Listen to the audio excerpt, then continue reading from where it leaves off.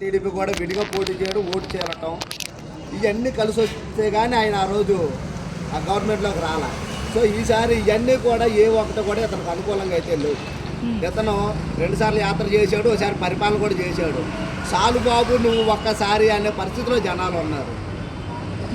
నువ్వు ఇంకొకసారి యాత్ర నువ్వు చేయాల్సిన జనాలకి యాత్రలు కాదు, నమ్మకాలు కల్పించాలి. జనాలకి నువ్వు ఒక నాయకుడిగా నిరూపించుకోవాలి. ఇప్పుడు పవన్ కళ్యాణ్ అనే వ్యక్తి ఉన్నాడు, 10 సంవత్సరాలు నేను అక్కడ ఏ యాత్ర చేయలే, 1-2 రోజులు ఏదో మా సమస్యలను జాడ పర్యటించాడు తప్ప నీకులాగా సమస్యలు వదిలేసి నేను గవర్నమెంట్లోకి వచ్చాక సమస్యలు తీరుస్తాను అనేటువంటి దొంగ యాత్రలు అయితే ఎప్పుడు చేయలేదు ఆయన. ప్రతిపక్షంలో ఉన్నప్పుడు కూడా రైతుల దగ్గరికి వెళ్ళి, కష్టాల్లో ఉన్న రైతుల దగ్గరికి వెళ్ళి ఒక్కొక్క రైతుకి ₹1,00,000 తన సొంత డబ్బులు ఇచ్చాడు. అలాగే చనిపోయిన కార్యకర్తల కుటుంబాలకు వెళ్ళి సొంత డబ్బులు ఇచ్చాడు. ప్రతిపక్షంలో ఉన్నప్పుడు కూడా అతను సమస్యలు తీర్చి జనాల్లోకి వెళ్ళాడు. అందువల్ల అతను మొన్న ఎలక్షన్లో, మొదటి ఎలక్షన్ ఒక సీటు కూడా పోయినా, రెండో ఎలక్షన్లో ఇతను ఎన్ని చోట్ల పోటీ చేస్తే అన్ని చోట్ల 100% స్ట్రైకింగ్ రేట్ ఇచ్చారు. నాయకుడు అంటే అలా ఉండాలి, జనాల దగ్గర నిరూపించుకున్నాడు, నేను చేసి చూపిస్తానని. జగన్ గారు మాట్లాడుతూ 3 ఏళ్లలో కూటమి ప్రభుత్వం కళ్ళు మూసుకుంటే వెళ్ళిపోతుంది, ఏడాదిన్నరలో నేను పాదయాత్ర మొదలు పెడతాను, ప్రజల్లోకి వెళ్తాను, ప్రజా సమస్యల మీద గొంతిస్తాను, అది సాధ్యమేనా? మీరేమంటారు? గతంలోనే ఇలా యాత్ర చేసి ప్రజా సమస్యల మీద గొంతు విప్పాడు. నేను అధికారంలోకి వచ్చి పూర్తిగా మద్యపాన నిషేధం చేసేస్తానన్నాడు. వారం రోజుల్లో సిపిఎస్ రద్దు చేసేస్తానన్నాడు. కరెంటు బిల్లులు పూర్తిగా తగ్గించేస్తానన్నాడు. గతంలో యాత్ర చేసి అలాంటి చాలా మాటలు చెప్పాడు. మరి ఆ ఏజ్ కూడా ఇతను అమలు చేయకపోవడం. గత ప్రభుత్వం అప్పుడు ఉన్నటువంటి టీడీపీ ప్రభుత్వం అప్పులు చేసేసింది, నేను అప్పులు చేయను అన్నాడు. మరి వాళ్ళు 2.5 లక్షల కోట్లు అప్పులు చేసి 4-5 కోట్లు భవనాలు కూడా కట్టారు. మరి అతను ఏ భవనం కట్టకుండా ఇతను సొంత భవనాలు కట్టుకొని ఇతను 13 లక్షల కోట్ల రూపాయలు అప్పులు చేశాడు. సో ఇతను చెప్పిన దానికి అక్కడ పొందలు లేకపోవడం వల్ల బాబు జనాలు కూడా జగన్ రావు గారు మీరు చెప్పేదానికి చేసేదానికి పొంతలు లేదు, మీరు నాయకుడిగా పనికిరారు అని చెప్పి వాళ్ళు ఇచ్చినటువంటి తీర్పు 11-11. సో ఈసారి మళ్ళీ ఇతను యాత్ర చేసినా సరే జనాలు నమ్మే పరిస్థితుల్లో లేరు. అయితే ఇక్కడ జగన్ గారు పాదయాత్ర చేస్తానన్న ఒకేదైతే ఆయనకి ధీటుగా ఆయన నమ్మిన బొట్టుగా ఉండి వైసీపీలో 5 ఏళ్ల పాటు చట్టం చెప్పి మాజీ ఎంపీ వైసీపీ విజయసాయి రెడ్డి గారు ఆయన మాట్లాడుతూ, నిన్న ప్రెస్ మీట్ పెట్టి మాట్లాడుతూ, జగన్మోహన్ రెడ్డి ఎన్ని పాదయాత్రలు చేసినా ఇక ప్రయోజనం లేదు, ఇక గెలవడు అని చెప్పి ఓపెన్గా చెప్పారు. మీరేమంటారు? ఆయన చెప్పింది ఎంతవరకు వాస్తవం? 100% వాస్తవం. అతను రియాలిటీలో ఉన్నాడు, అతను వాస్తవాల్లోకి వచ్చేసాడు, ప్రాక్టికల్గా ఆలోచించాడు. ఎందుకంటే కూటమి కలిసి ఉన్నంతకాలం ఓటు చేయలేదు. 2 బలమైన సామాజిక వర్గాలు, 2 అత్యధిక ప్రజాదరణ పొందినటువంటి వ్యక్తులు. సో వీళ్ళు కలిసి ఉండగా ఓటుగా అన్నది ఎలాంటి ఏదో అవినీతి కేసులు ఉన్న వాళ్ళు, హత్యా కేసుల్లోనే ఎలాగ అనేక కేసుల్లోని ముద్దాయిలుగా ఉన్నవాళ్ళు, అత్యధిక కేసులు ఉన్నటువంటి వ్యక్తులు పార్టీలో జాయిన్ చేసుకున్న వాళ్ళు, బూతులు తిడుతూ మరి ఎలా నీచంగా పార్టీని నడపడానికి ఎన్ని చేయకూడదు అన్ని చేస్తున్న వ్యక్తుల్ని నమ్మే పరిస్థితిలో జనాలు లేరు. సో వాళ్ళిద్దరూ కలిసి ఉండగా ఓటు అన్నది వైసీపీకి పట్టడం ఇంపాసిబుల్. అది జగన్మోహన్ రెడ్డికి కూడా తెలుసు. అందుకే నిత్యం కూడా ఇద్దరిని మీరు ఒంటరి గారని అన్నాడు. ఎందుకంటే వాళ్ళు కలిసి ఉండగా ఇతను గెలవడం అన్నది ఇంపాసిబుల్. 1 సీటు కూడా మన 11 వచ్చినాయి, సరే 1 కూడా రాదు.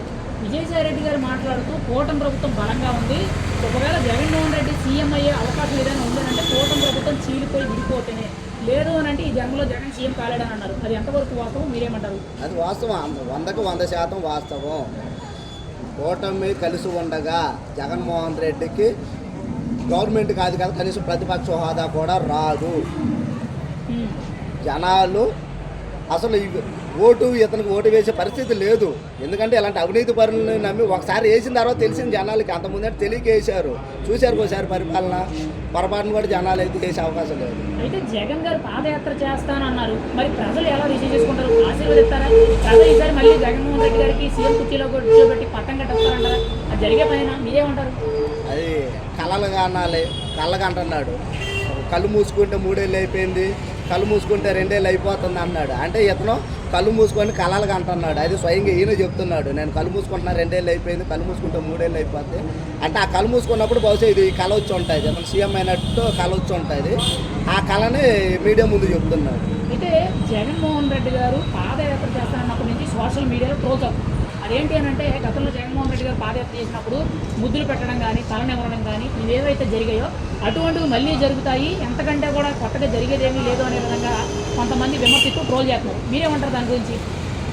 అంతేగా అతను అదే పాదయాత్రలోనే మొన్న మేము చూసాము. వాళ్ళ కార్యకర్త ఎవరో మాకు ఆయన అన్న మన కార్యకర్తకి ఒంట్లో బాగా క్యాన్సర్ అండి, చచ్చిపోయేలా ఉన్నాడు అని చెప్పి అతను కలిస్తే నేను అధికారంలోకి వచ్చాక నేను ఆయన ట్రీట్మెంట్ చేపిస్తాను అన్నాడు. ఇదే నాయకత్వం లక్షణం. గతంలో యాత్ర చేసినప్పుడు నీకు సంబంధించి ఒక కార్యకర్త నాకు అనారోగ్యం బాబు క్యాన్సర్ చచ్చిపోయేలా ఉన్నాడంటే అధికారంలోకి వచ్చాక ట్రీట్మెంట్ చేస్తానన్న పెద్ద మనిషి ఇతను నాయకుడు. అసలు నాయకత్వ లక్షణమేనా ఇది? ఎట్లాంటి వాళ్ళకి అసలు ఏ యాత్రలు చేసి ఉపయోగం ఏముంది? ఒక్క మాటలో మాజీ ముఖ్యమంత్రి జగన్మోహన్ రెడ్డి గారు పాదయాత్ర చేస్తానంటారు, మీ అభిప్రాయం ఏంటి? చేయాల్సింది యాత్రలు కాదు, ప్రజలకి నమ్మకం కల్పించే విధంగా గతంలో నువ్వు చేసిన తప్పులు ఏవైతే ఉన్నాయో ఆ తప్పులు నేను చెయ్యను అనే విధంగా ప్రజల్లోని నీ యొక్క ప్రవర్తనలో మార్పు కనిపించాలి. ప్రవర్తనలో నువ్వు ప్రెస్ మీట్ పెట్టినప్పుడల్లా రప్ప పెడితే తప్పేంటి, బూతులు మాట్లాడితే తప్పేంటి, టీటీడీలో చిన్న దొంగతనమే కదా జరిగింది, ఇలా కాదు. నీకు ఎంత కేడర్ తప్పు చేస్తే నువ్వు దాన్ని ఖండించే, నువ్వు తండ్రి పాత్రలో ఉన్న ఒక పార్టీకి పెద్ద ఒక ముఖ్యమంత్రి అంటే ఒక పెద్ద బాధ్యత గల వ్యక్తివి. నీ కింద నీ కుటుంబం, పార్టీ అన్నది నీ కుటుంబం, నీ కుటుంబంలో ఎవరైనా తప్పు చేస్తే నువ్వు దాన్ని సరిదిద్దే దీంట్లో ఉండాలి. అప్పుడు నువ్వు ఒక బాధ్యత గల తండ్రివి, ఒక ఉపయోగమైన తండ్రి అవుతావు. అలాగే నువ్వు నీ పార్టీలో కూడా ఏదైనా సమస్య వచ్చినప్పుడు నువ్వు దాన్ని సరిదిద్ది అలాంటి సమస్య మళ్ళీ రిపీట్ అవ్వకుండా చూడగలిగితే నువ్వు బాధ్యత గల ఒక సరైన నాయకుడికి అవుతావు. సో నువ్వు దాంట్లో ఫెయిల్యూరు, నీ పార్టీ కార్యకర్తలు నువ్వే పేపర్లు ఇచ్చి బూతులు తెప్పిస్తావు, నువ్వే జైలు పాలు చేస్తున్నావు వాళ్ళని. మన పాపం మా ఎస్సీ నాయకుడిని నేను నమ్ముకొని పాపం ఆయన బోరుగడ్డ ఎలా చేయాలని వ్యక్తి ఎంతో రెచ్చిపోయాడు. మన జైలుకి వెళ్ళి కనీసం కూడా పలకరించలేదు.